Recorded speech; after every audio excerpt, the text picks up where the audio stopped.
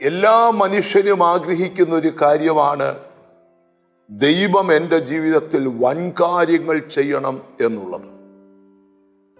വർഷങ്ങളായി പ്രാർത്ഥിക്കുന്ന പ്രാർത്ഥനാ വിഷയത്തിന്മേൽ വ്യക്തതയുള്ള മറുപടി കാണുവാൻ കഴിയാതെ മനസ്സ് കലങ്ങിയിരിക്കുന്ന ചിലരോട് വചനത്തിലൂടെ പരിശുദ്ധാത്മാവ് സംസാരിക്കാൻ പോവാം.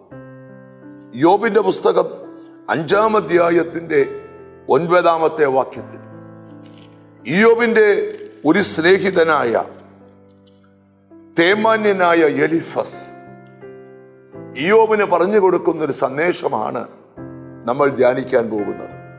5-ാം അധ്യായം 9-ാമത്തെ വാക്യം, അവൻ ആരാഞ്ഞു കൂടാത്ത വൻകാര്യങ്ങളും അസംഖ്യമായ അത്ഭുതങ്ങളും ചെയ്യുന്നു.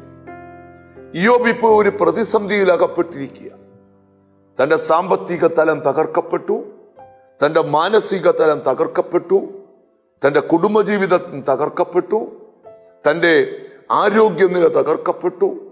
എല്ലാ തരത്തിലും തകർച്ച തകർച്ച തകർച്ച എന്ന് പറഞ്ഞ് ചാരത്തിൽ ഇരുന്നു കൊണ്ട്, ചാരം തലവഴി വാരി എറിഞ്ഞുകൊണ്ട്, ഒട്ട് കഷ്ണങ്ങൾ കൊണ്ട് പുഴുക്കളെ ചൊറിഞ്ഞിളക്കി, ഞാൻ ഇങ്ങനെ ജനിക്കരുതായിരുന്നെന്നൊക്കെ പറഞ്ഞ് കരയുന്ന ഭക്തന്റെ അടുക്കൽ തന്റെ സ്നേഹിതൻ ചെന്നിട്ട് പറയുക, യോബേ, ഒട്ടും പേടിക്കേണ്ട, എന്റെ ദൈവം ആരാന്നറിയാമോ? അവൻ ആരാഞ്ഞു കൂടാത്ത വൻകാര്യങ്ങളെ ചെയ്യുന്ന ദൈവമാണ്.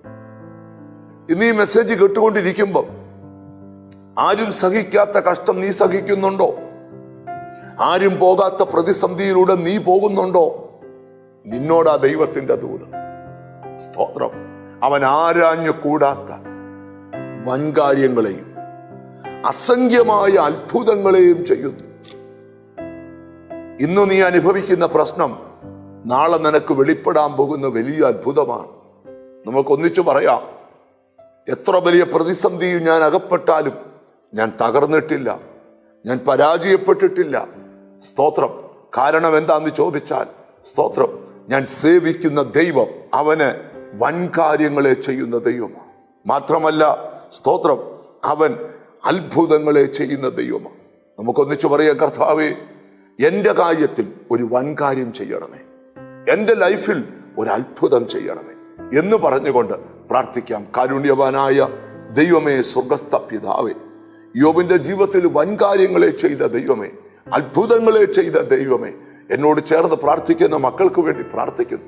അവരനുഭവിക്കുന്ന പ്രതിസന്ധിക്കകത്തുനിന്ന് ദൈവം വൻകാര്യങ്ങളെ ചെയ്യണം, ദൈവം അത്ഭുതങ്ങളെ ചെയ്യണം, ദൈവം വലിയവ ചെയ്യണം. പ്രാർത്ഥിച്ച തൃക്കരങ്ങളിലോട്ട് തരിക.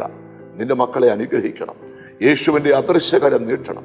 പിതാവിന്റെയും പുത്രന്റെയും പരിശുദ്ധാത്മാവിന്റെ നാമത്തിൽ എന്നോട് ചേർന്ന് പ്രാർത്ഥിക്കുന്ന മക്കളെ അനുഗ്രഹിക്കുന്നു. അവർ അനുഗ്രഹിക്കപ്പെടട്ടെ യേശു ക്രിസ്തുവിൻ നാമത്തിൽ തന്നെ. ആമേൻ. കാത്തിരിക്കാം. ഒരു വൻകാര്യം നടക്കും, ഒരു അത്ഭുതം നടക്കും. God bless you.